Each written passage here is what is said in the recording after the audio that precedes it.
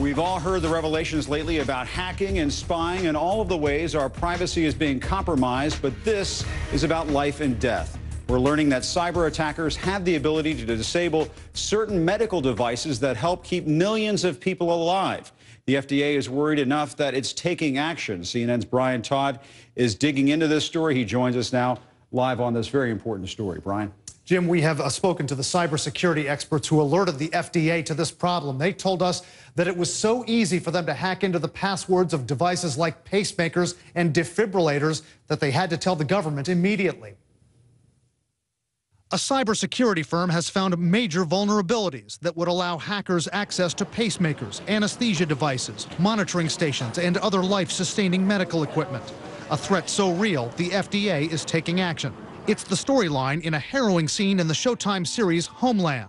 Terrorists send a signal to a pacemaker, an attempt to take down America's vice president. But it's not just the stuff of fiction.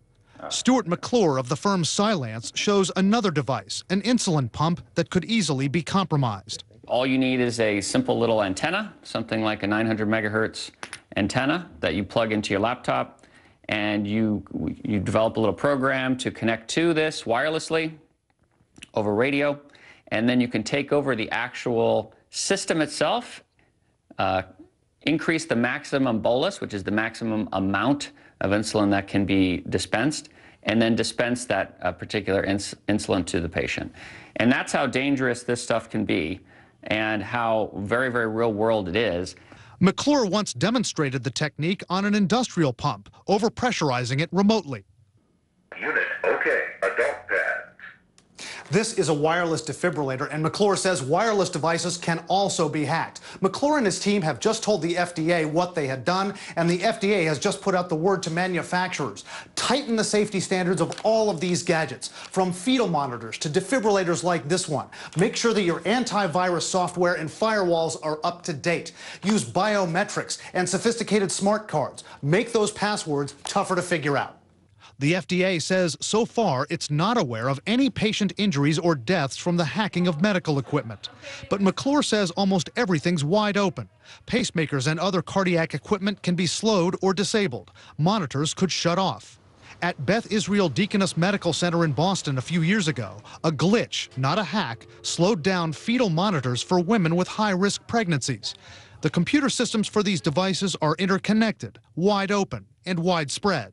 On an average day, Beth Israel Deaconess has 15,000 devices connected to its network. Things you wouldn't normally think of as being connected to a network, like a monitor or an IV pump, today are smart.